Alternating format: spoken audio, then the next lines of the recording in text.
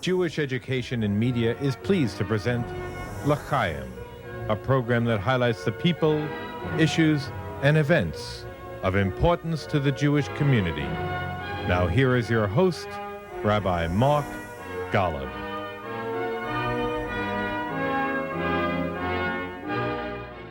I'm Mark Golub, and as we continue to study the implications of the Pew Research Center's Portrait of Jewish Americans, we'd like you to hear the thoughts of two rabbis who bring somewhat different experiences and perspectives to the discussion. I'm pleased to welcome Orthodox Rabbi Rafael Grossman, who for nearly 30 years served as the rabbi of the Baron Hirsch congregation in Memphis, Tennessee, which is the largest Orthodox congregation not only in America but in the world.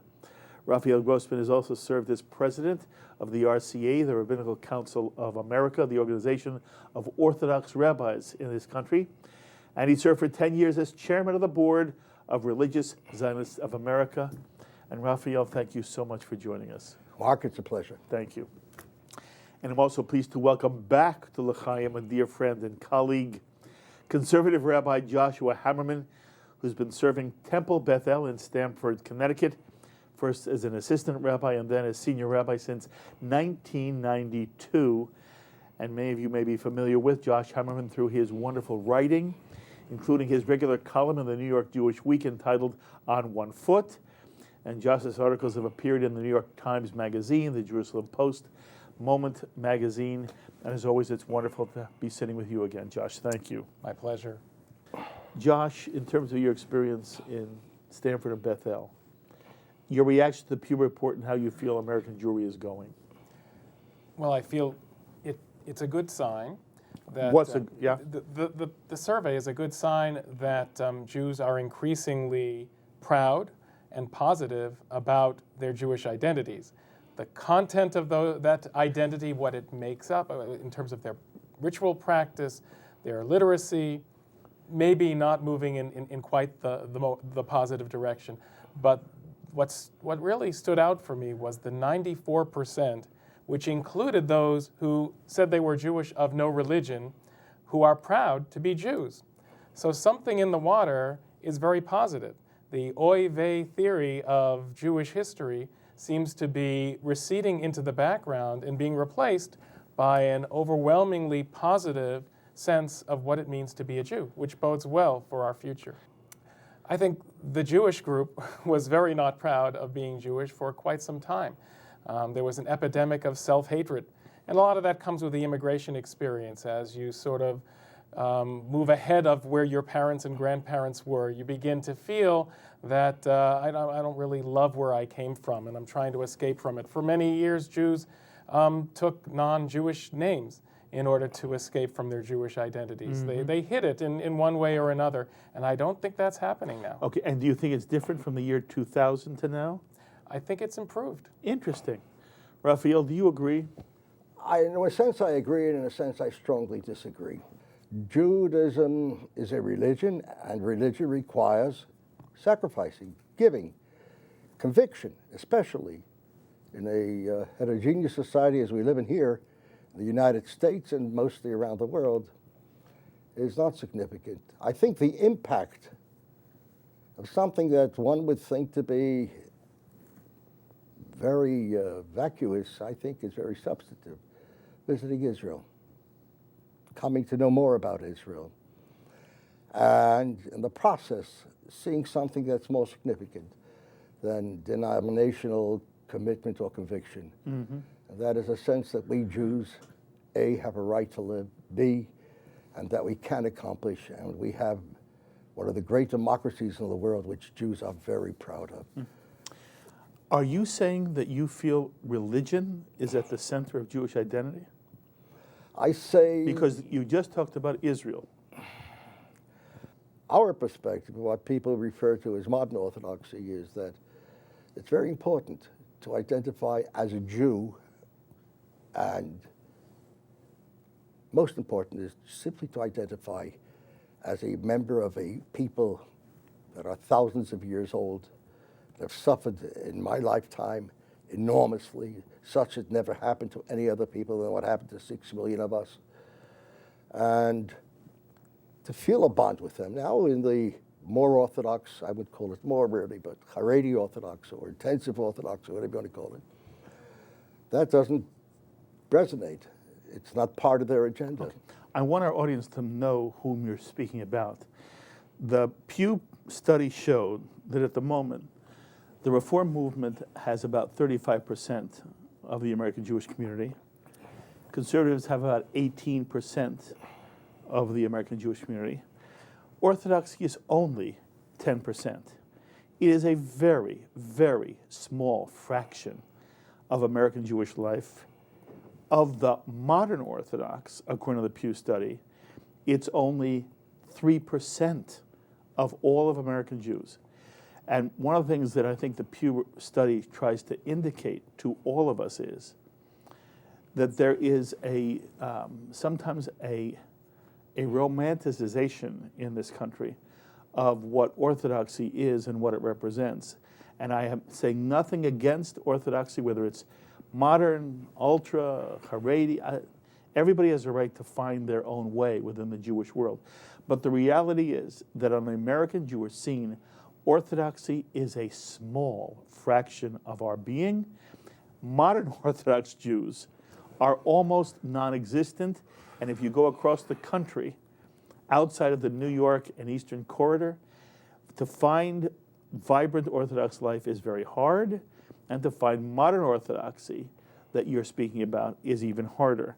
And one of the things that I was struck by in this study, and Josh, you began by saying that you found something positive.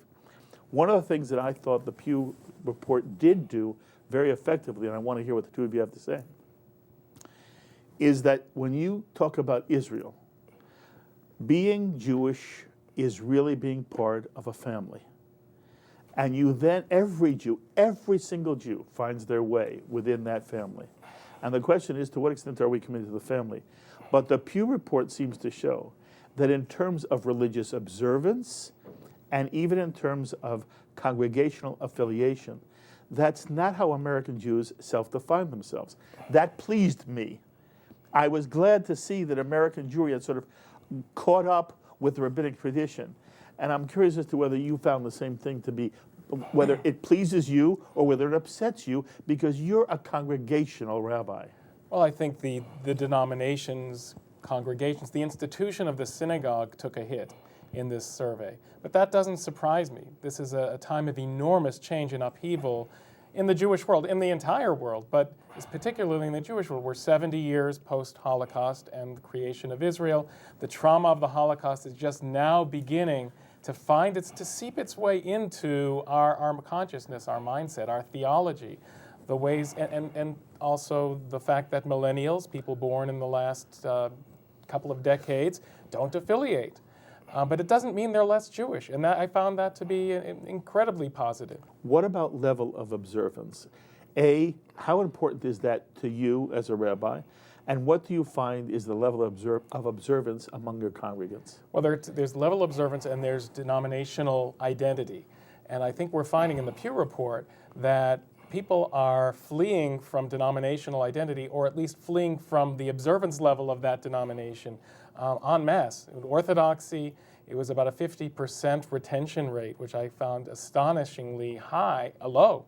I figured everyone stays Orthodox who grows up Orthodox. Yes, so you found it high. You've had 50% leaving Orthodoxy. Well, retention meaning 50% staying. But the fact that 50% left surprised you. Right, and conservative, it's the same, and Reform to a degree also the same. And what it showed was people who leave one movement tend to go to the less observant movement to next to it. I think people are picking and choosing much more so. There's not a sense of buying into the entire system of halakha, of Jewish law, as a life choice, but picking and choosing, sort of being what has been called in the past kosher pigs, where you don't eat pork out, but you'll have milk and meat together. I'm not saying that that's right or wrong, but I think people are finding their place within their own observance level. I do question, though, that they're less concerned about being Jewish and less committed to learning. the opportunities to learn are so much greater. They're just not all in the synagogue anymore. Many of them are online or on programs like this and stations and channels like Shalom TV. So you're in an Orthodox congregation in Memphis.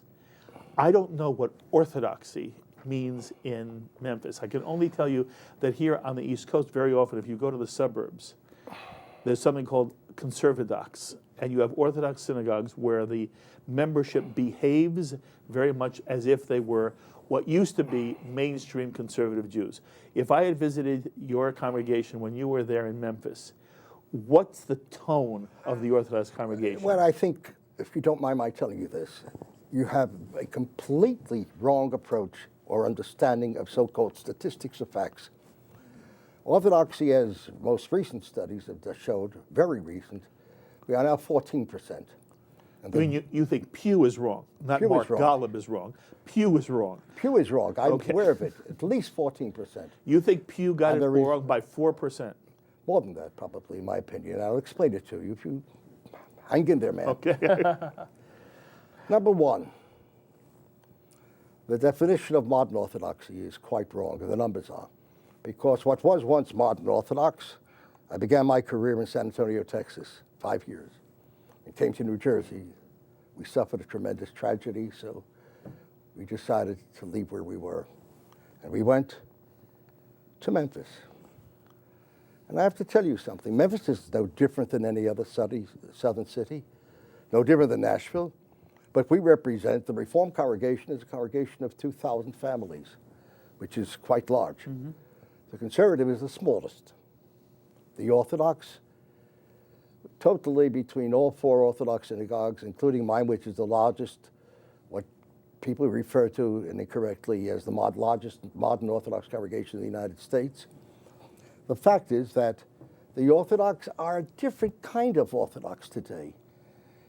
When I became a rabbi, there were perhaps 2% of my congregation in Texas that were observant, that kept Shabbos. That kept kashrut was 20%. Today, in the largest modern Orthodox congregation in the United States, something like 95% keep kosher. Something like 80% observe Shabbos. The result of what? Of a movement that Orthodoxy undertook that is far more significant than having 1,000 synagogues. And what is that? The day school movement. The conservatives came in very late with their Solomon Schechter schools, but we didn't.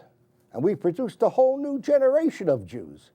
No longer do you walk into an Orthodox shul, you will see that 9 out of 10 may not be observant. Now it's 9 out of 10 who are observant. Well, why belong to an Orthodox shul? Why belong to any shul if you don't observe or adhere to the requirements or to the imagery created by a conservative or reform movement or a reconstructionist movement?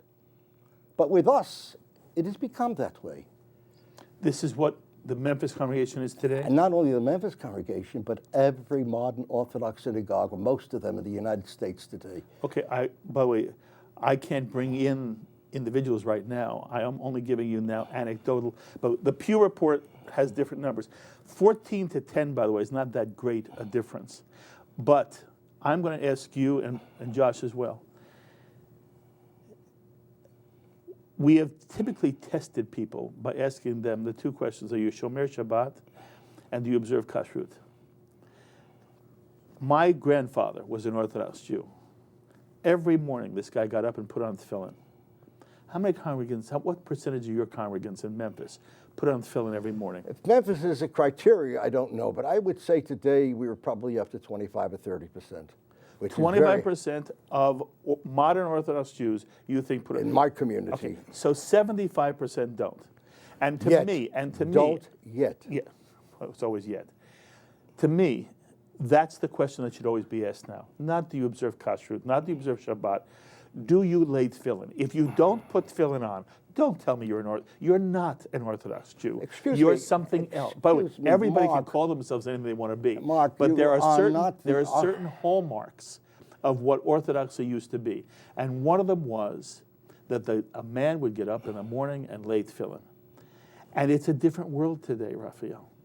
Even in Memphis, it's a different world. But even in New York, it's a different world. But it's a better world, because the Jew who the Jew who came to an Orthodox shul sent his children to a public school. The Jew who came to an Orthodox shul awakened his children to go to work on Shabbos at 7 in the morning so that he would go to a shul and then possibly open back to his store, his shop, or whatever else he did. That doesn't exist much today. Don't you have in Memphis many... Stop asking me about Memphis. Well, Memphis is your... No. I'm a Jew who has lived for the totality. I will tell you about Memphis because I love them, and I'm proud of the Jewishness in that community and the Orthodoxy in that community. But you take a step further. Take an image and posture, which I have felt the responsibility for a good many years, since I became the first and only rabbi to become president of the Orthodox Rabbinical Council of America, who was not from the New York area. Mm-hmm. And I've traveled the width and breadth of this country as well as other countries. But I'm going to tell you something. Modern Orthodoxy, alongside with the, you might want to call ultra-Orthodox, are growing dynamically and meaningfully, because it's not simply a growth of saying now you pay dues and you remember this congregation, and a friend of mine who belonged to the Reformed, Conservative, and Orthodox congregation all his life and attended none. But it's a different ballgame. You belong to an Orthodox shul today, a modern Orthodox. There are expectations, not by any rules, but this is what happens. Of course. So now you take a look at my synagogue in Memphis, where when I came there years ago, there were about 20 families, 30 families at best, who kept Shabbos and kept kashrut and things of that nature, who sent their children to the Orthodox school. Now it's not so. Now it's 80% of the young families, 90%. And then you have to ask yourself a question. Well, I certainly was not going to get in a polemic with my good friend here. But the fact of the matter is, let's talk about substance Judaism. Let's even talk about Zionism. What percentage of our people have made Aliyah? What percentage of our people go to Israel every year, or as often as that? By the way, there's not a question. Send their children, send their children. There's not a question in the world. There's not a question and in the world. make commitments. Absolutely. One of the things the Pew report, I think, just plastered all over the Jewish world to understand, was that the commitment within the Orthodox community, regardless of how large or small it is quantum leaps greater than the indices of commitment in other forms of Judaism. But the commitment to Israel, I think, was very positive across the board, in particular because of Birthright Israel and its impact on younger people, the younger generation. That cohort has a stronger commitment. Now, it's a nuanced commitment to Israel. It's not a Israel will do whatever you tell us to kind of commitment. What kind of commitment is it? It's a connection with and a fascination with culture in Israel. There's a very positive feeling about Israel. Just as here, the issue of self-hatred has come off the board. Okay. I think within in the relationship to Israel, Israel's branding at this point has become so positive that Americans are looking very kindly on it. One of the things I wanted to hear the two of you talk about was, do you think the Pew report is accurate based on the experiences you've had? I am only now going to, this is not Mark Golub. I am telling you what Pew has reported. Tell me whether you think they're right or not. You talk about Israel. How emotionally attached are you to Israel is a question that is asked by the Pew study. This is the answer. Among Orthodox Jews, 61% are very attached and 30% are somewhat. That takes up 91% of the Orthodox community. In the conservative movement, 47 and 41.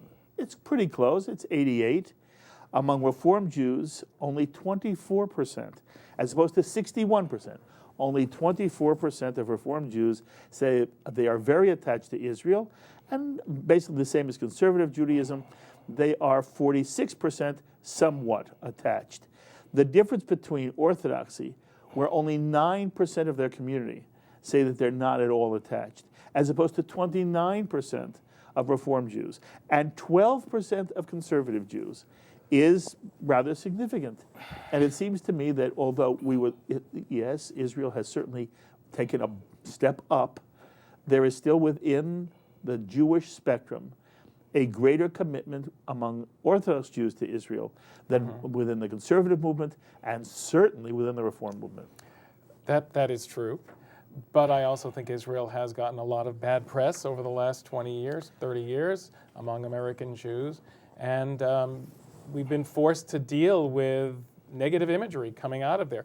I think that's changing, and I think it's much more positive, and Birthright Israel has had a lot to do with it.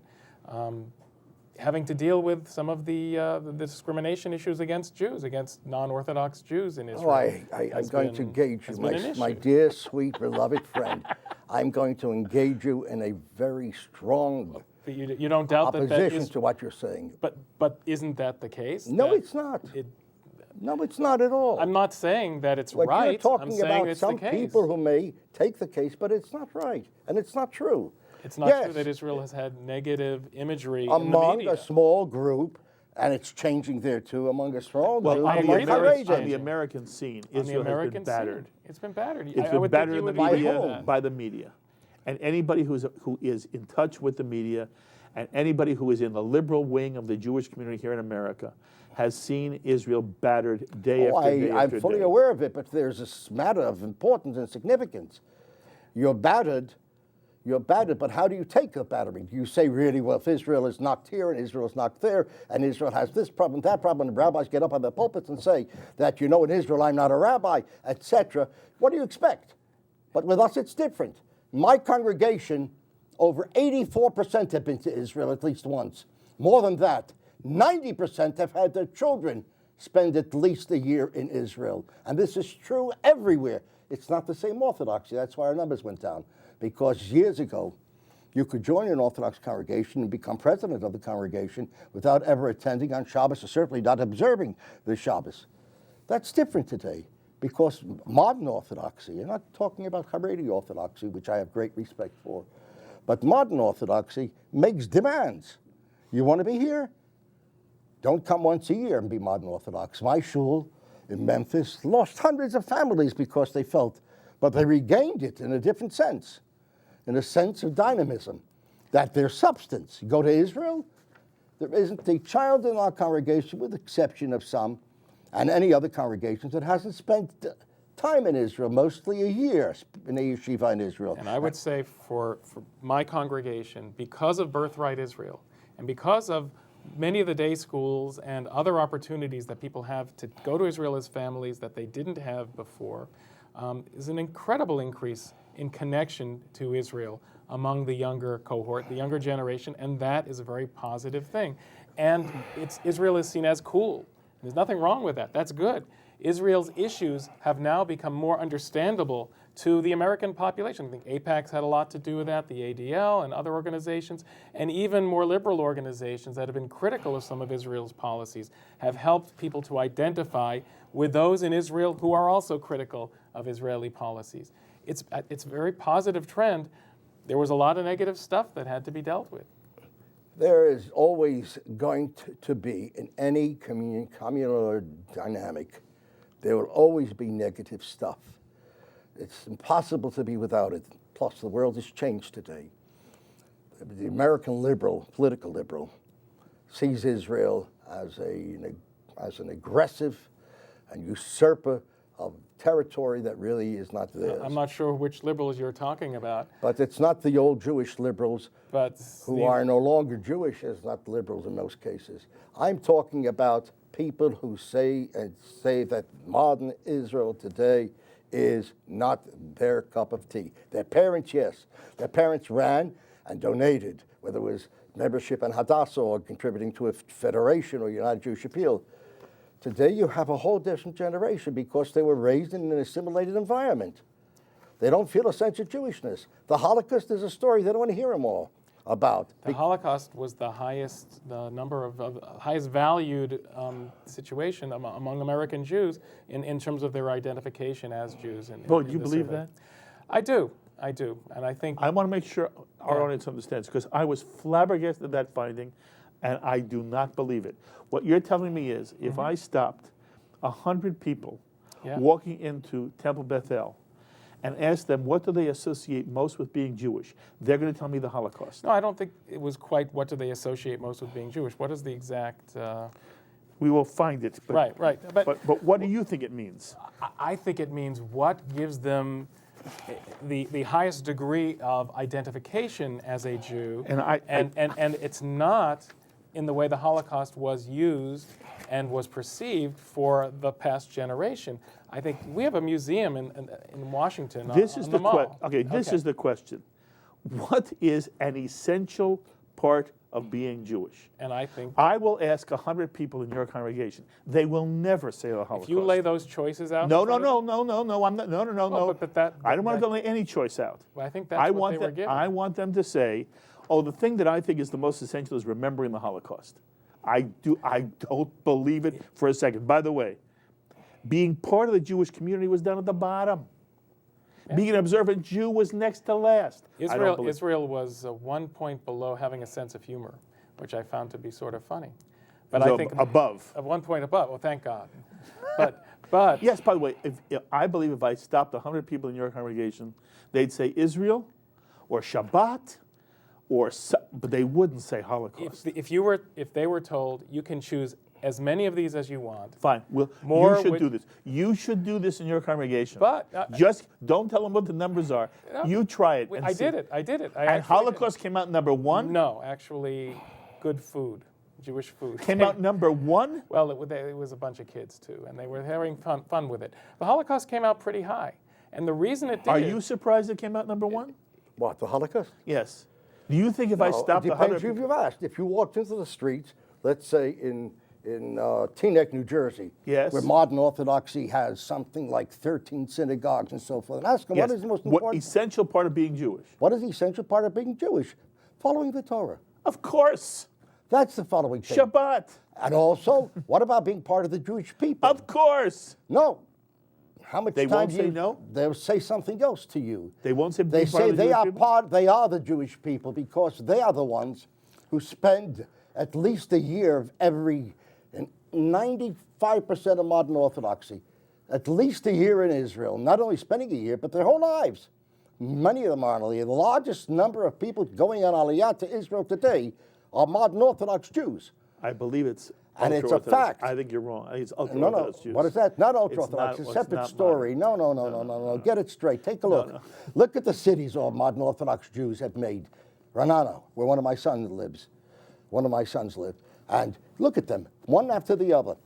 And you will see some phenomenon. And what is that phenomenon? That phenomenon is basically what I like to call the Teaneck factor, where you have a community of people who are physicians, like my children, or like whatever they are. They're part of the world, college graduates, university, graduate degrees, and so forth.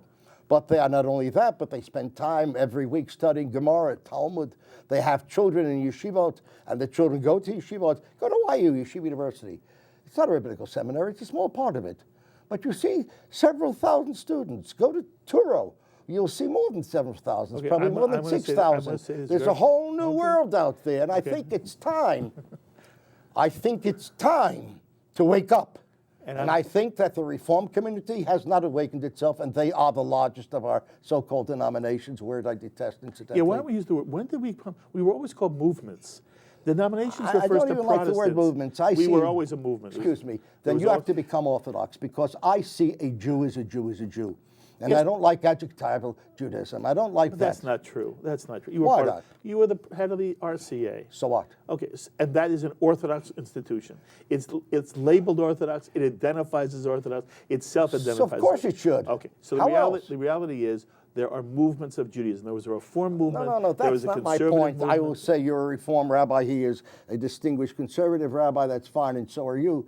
But that's not the point. That's right. That's not the point. The point is something else. What kind of a Jew? How important is Judaism to you? How important is Jewish identity to you? How important is living a Jewish life? How important is being in the Jewish state? I'd like to take those things. I'd like to go back to the Holocaust. Ask me a question. Wait, no. You're on a roll. You don't start. Let me keep the steam going. The Holocaust has been, for a generation, perceived as the world is out to get us. We need to make sure the Jewish people are safe.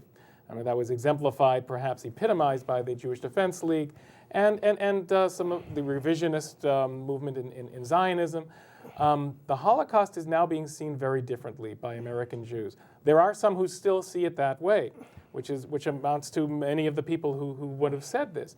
But there are many who are now looking at Torah, not Sinai, but Torah from Auschwitz, which is hard to imagine, but getting the same message in a very modern context, with museums on the Mall in Washington and the Museum of Tolerance in Los Angeles and huge displays in many American cities, and of course Yad Vashem, and a month on PBS talking about the Holocaust, and almost every movie that's nominated for an Oscar in the foreign language department and many others, having Holocaust themes.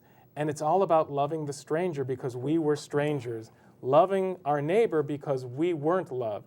And for American Jews, most of whom do not experience discrimination or hate, they're seeing the Holocaust in a very different way. And trying to relate to it. Children are trying to relate to it. It's enormous for them. You could even just go to Holocaust memorial programs in many communities. They're very well attended. And now that the survivors are nearly beyond our world, it's important. And so I see that as a potentially positive thing. There's always a danger that it can lead to isolationism. Hopefully it won't. Again, there's always a danger of doing too much anecdotal experience. My experience also comes because now that I'm doing Shalom TV, I get letters, emails from all over the country, and I do not hear anything that you're talking about. Not only that, I attend Yom HaShoah commemorations all the time. They tend to be populated by very old people and very under-attended, not well-attended. But one of the things that I fear happens to any of us is that we begin to see the world in general as we experience it personally.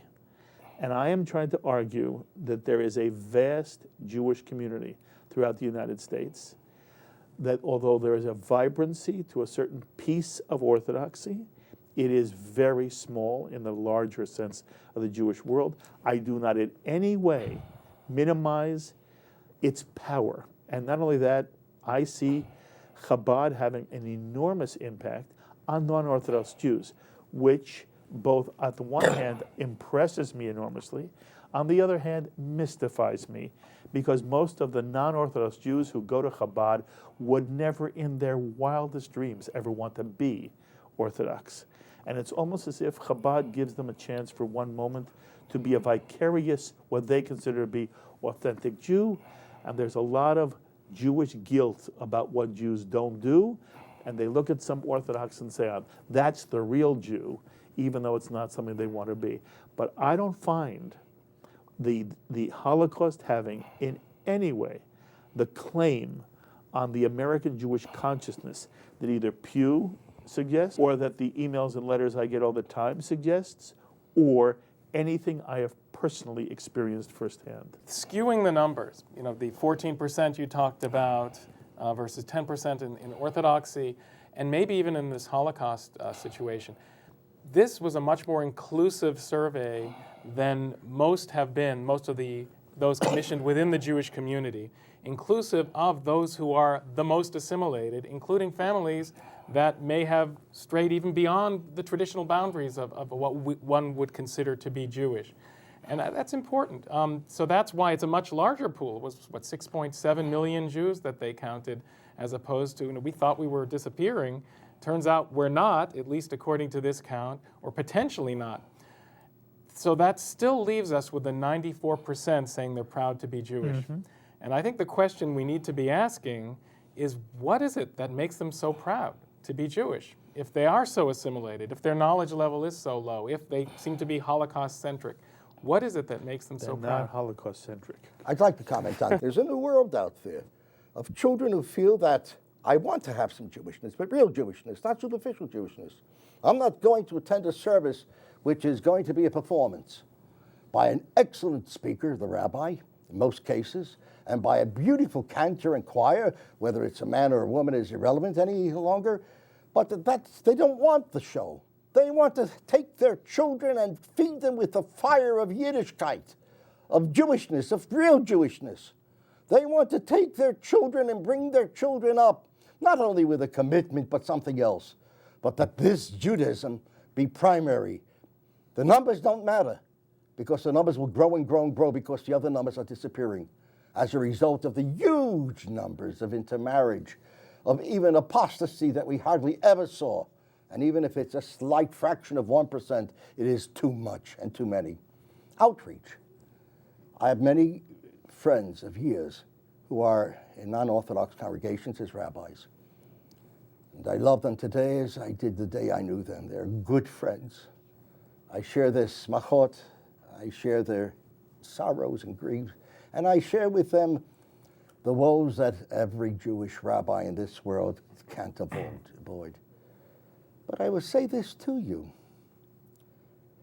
It meant attending a service is not Yiddishkeit. That has nothing to do with it. It's what you do with your life. We failed because going to synagogue does not translate as going to church to a Christian. What going to shul is something you do, and you should do, and want to do, but it's the Jewish life you live, not the Jewish experience by sending a bunch of kids, and incidentally, I run across a number of them from, what do you call it again? Birthright Israel? What is it? Birthright Israel. And I tell you truthfully, you ever came up with the idea of Birthright Israel, if they were here, I'd kiss them. It's wonderful. But that's not going to make Jews Judaism, or Judaism live. What is going to be a substance? So we created a movement 60, 70 years ago called the Day School. It did not exist in the other communities of the Jewish people. We created schools because we felt total education was important. Torah study had to be paramount, and the Jewish religious environment was essential. And the Day School came to community after community, and came to Memphis in Tennessee, on the banks of the Mississippi River. And you know what it did? Parents who gave up the observance of Shabbos, parents who gave up keeping kosher, but they decided because it's a good school, especially because we in Memphis, as an example, had this great big concern with integration. And so the public schools, they yanked their children, and the Orthodox Day School became overflooded. And they were happy about it. I wasn't. Because that's not the reason to change schools. And because, frankly, that is not Jewish at all. Because we are people who love all of Hashem, God's children. But the day school was an Orthodox phenomenon. Then came Solomon Schechter. They started their own. And whatever is going to be saved of conservative Judaism, which I see falling apart everywhere in the United States, is the Schechter schools. Schechter schools are in enormous trouble now. I know all about it. By the way, and I regret to hear it. Okay, Rafael, do you find anything of value in the non-Orthodox streams of Judaism?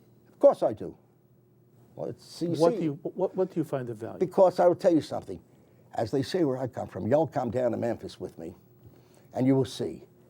You have Jews who are affiliated with the Reform, they're the majority, the largest. Conservative is the smallest. The Orthodox is in between somewhere. But you will see something here. Then you have people run into them, hey, your name's Cohen. And what are you? Oh, you're a pastor at a Baptist church. So how in heaven did you ever get a name like Cohen? Well, my grandfather was Jewish.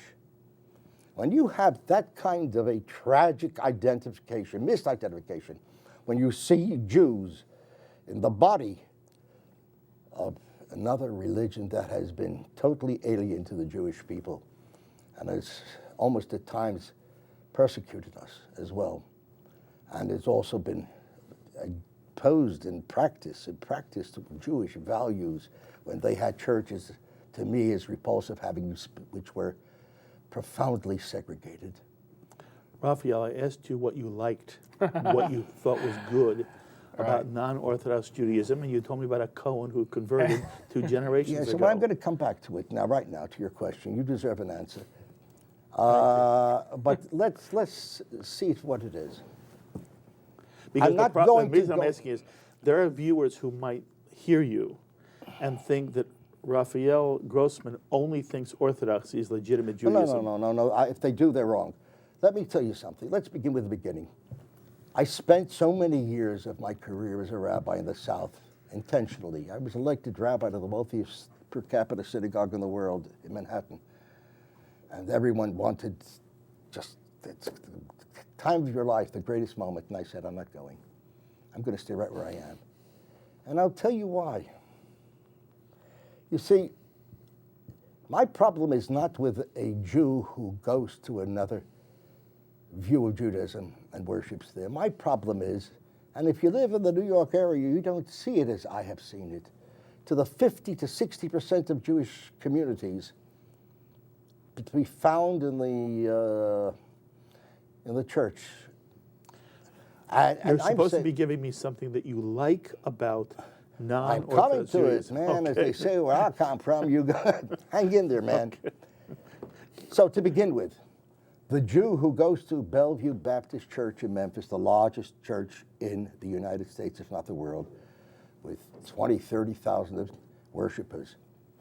The Jew who goes there, and our Jews, in numbers that are, who goes, he's lost.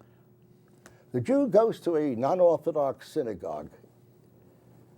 I have a chance to inspire him with something. Not necessarily Orthodox Judaism, but at least the love of Jews. Not necessarily the love of Jews, but giving to causes that keep the Jewish people and Judaism alive. Not so much that, but there's still hope. Okay, what do you say? So I find that a slight backhanded compliment, but Well, what is your sense? Well, I give you from your, My sense you'll feel better about it. is that there are Jews who are Orthodox, who are of all denominations, who are inclusive, who are pluralistic, who understand that their vision of Judaism is not necessarily the only legitimate vision. Pluralism, even in Israel, is now becoming acceptable. We now hear that Yair Lapid and his party are proposing a form of civil marriage in Israel, which was unheard of up until very recently. So even if in Israel you can find a way to live together, even at the Kotel, if Sharansky's plan comes through, then I believe that even here in America we might find a way to make that happen too. I find that there are very profoundly committed Jews in every movement, and there are also bums in every movement,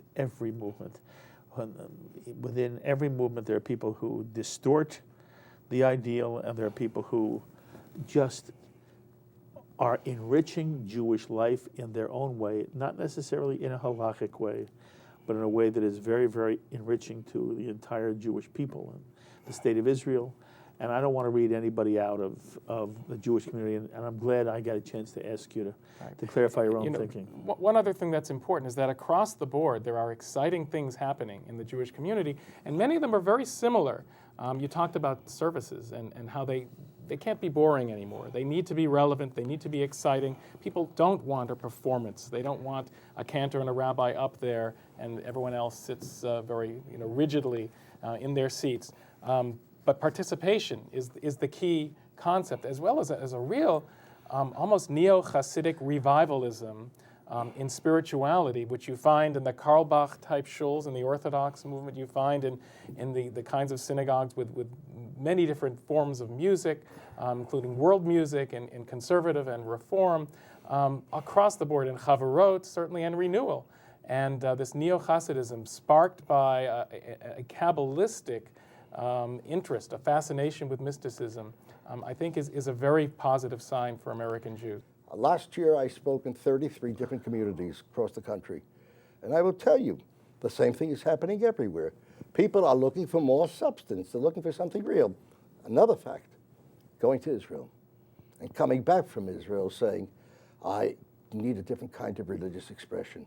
The numbers of people, young people especially, going to Israel and coming back and wanting more Yiddishkeit, more Torah, more commitment, more practice, more observance, meaning being Orthodox, are enormous. I would say that the statistical survey in the Pew, assuming for a moment that it is right, I can't believe some of it, but supposing it is, that if we were to sit here, let's say 2-3 years from now, even the Pew would come up with astronomical numbers. Bear in mind that Orthodoxy in the United States, Orthodox Judaism, was dead. The Haredi world, incidentally, which is part of Orthodoxy, have towns and cities with 30 and 40,000 of their people. Lakewood, New Jersey. Now in the Catskills, they are building cities They're not building towns. They're building in Fallsburg. What's the significance for the Jewish community overall of that? The significance of Hasidism is that they...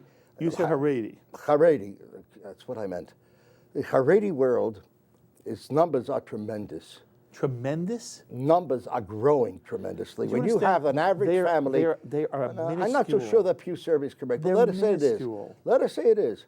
Do you know what it was 10 years earlier? Whatever Pew says, 10 years earlier... It doesn't matter. But when you have a family average of 8 to 9 to 10 children per family, still doesn't matter? No. Do you want, by the way, would you like to see American Jewry become Haredi?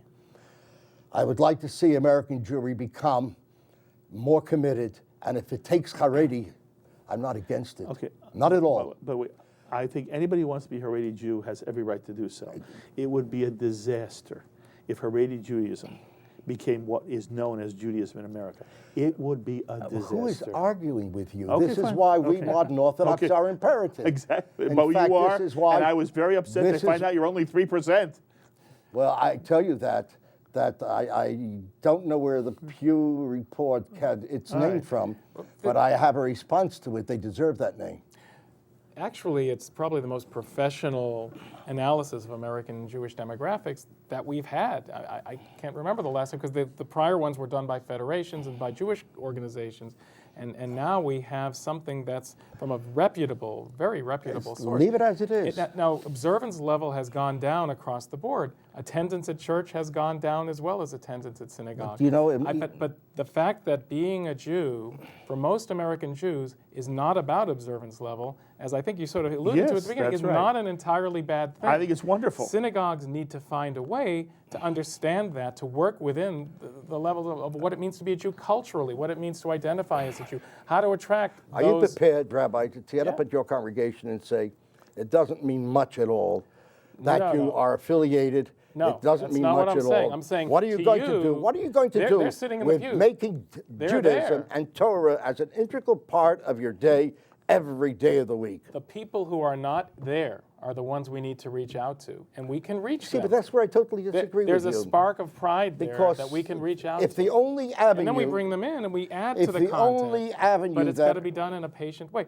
Mordechai Kaplan and Theodore Herzl were the great winners of this survey. Because Mordechai Kaplan, who talked about Judaism in a non-theological... Absolutely right. You know, of the Jews who say they're religious, was 38% believe in God. So we're looking at... and those who aren't, said they're non-religious, many of them do believe in God. It makes no sense to me I must share something with you. Because the concept of God has changed. And this is, again, a post-Holocaust So then thing. again, you're not talking about Judaism. Excuse me.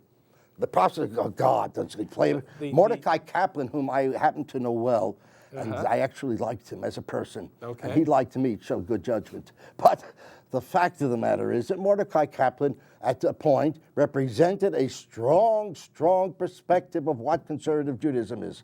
That's what he advanced and advocated. Yet it's a non-theistic. It's a non-theistic But in all belief. fairness, conservative Judaism never adopted. I agree with you. I'm about to say that. Mark, you're right. But I was about to say that.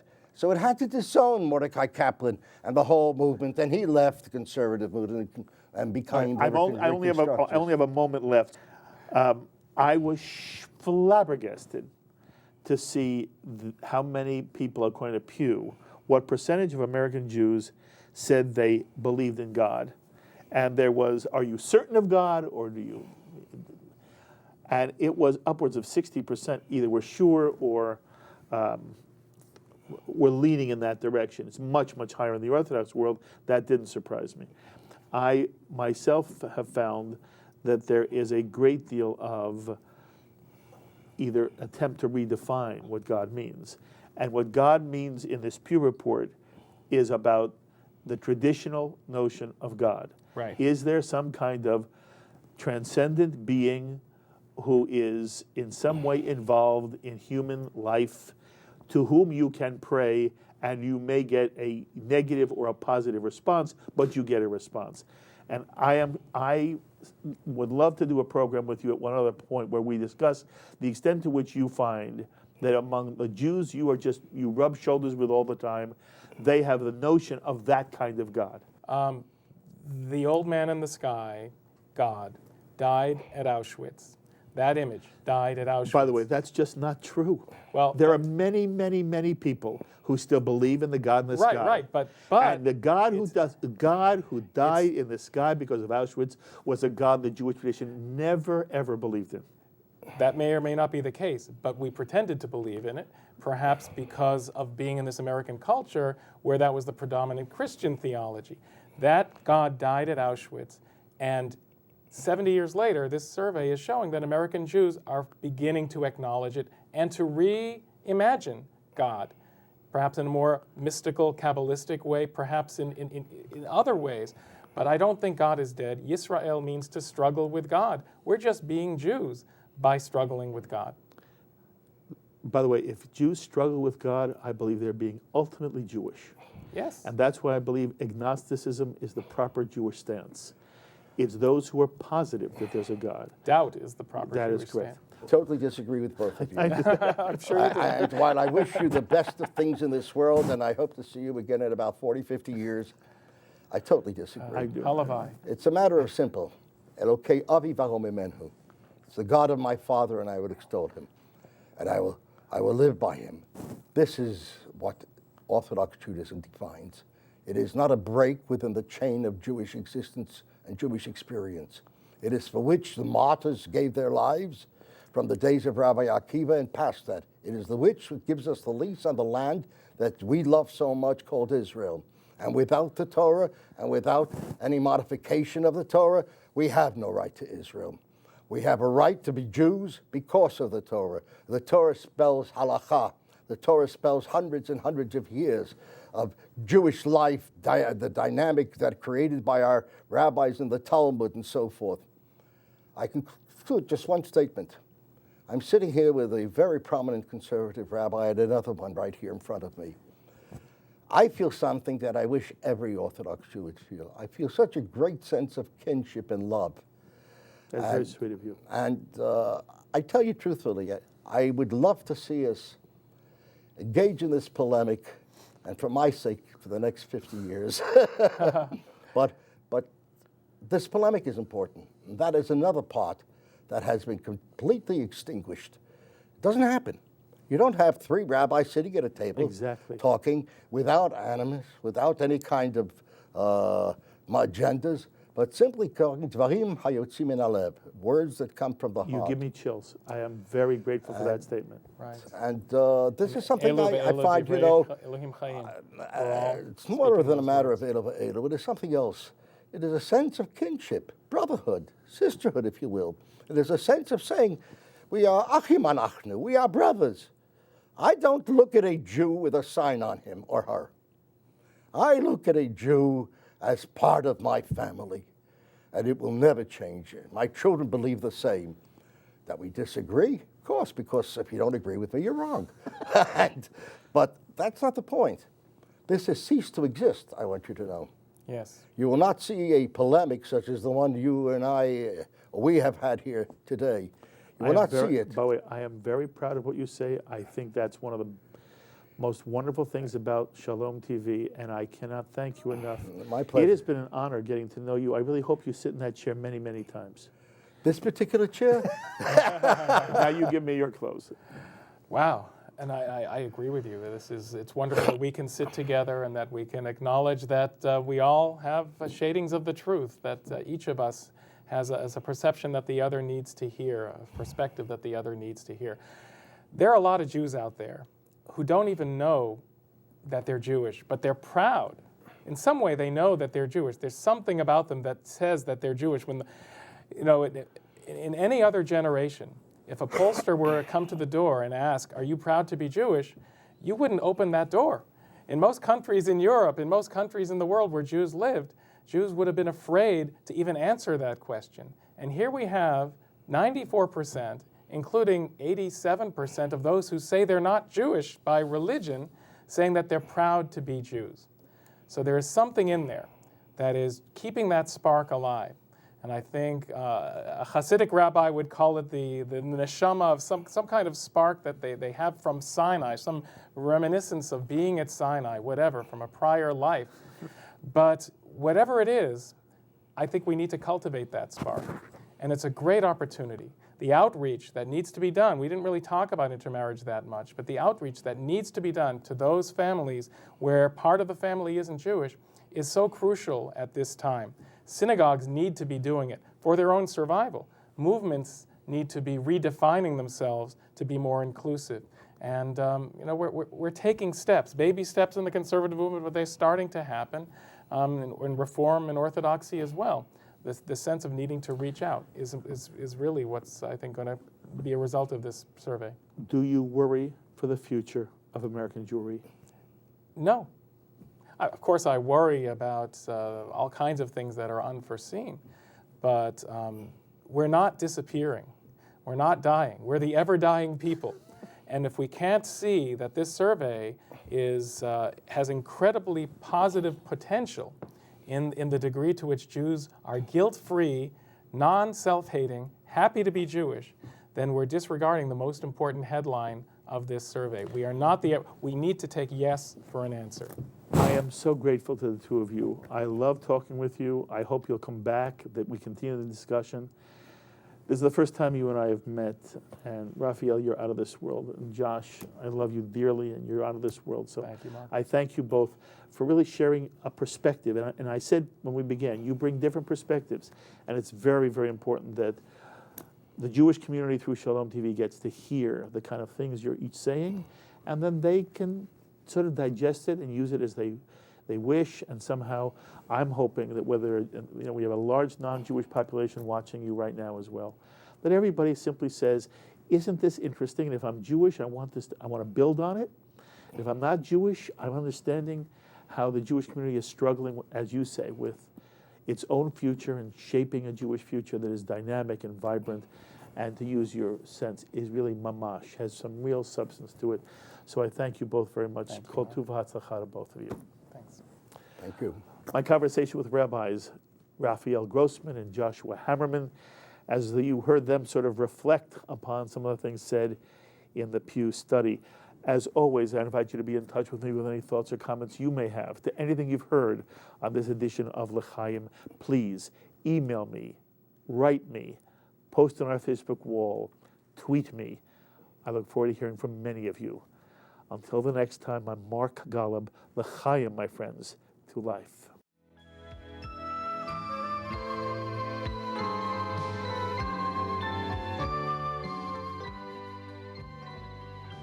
We would be pleased to send a complimentary DVD of this program to anyone who wishes to support Shalom TV with a tax-deductible gift of $36, double chai or more, to the nonprofit organization Jewish Education in Media. Simply visit the Shalom TV website homepage and click on the Donate button to make a donation by PayPal or your credit card. And please indicate the program for which you would like a DVD. Or you can send your tax-deductible check made out to GEM, Post Office Box 180, Riverdale Station, Bronx, New York, 10471. And again, please remember to indicate which program you would like to receive on DVD with our compliments. And we thank you for your kind support. L'chaim is a presentation of Jewish Education in Media.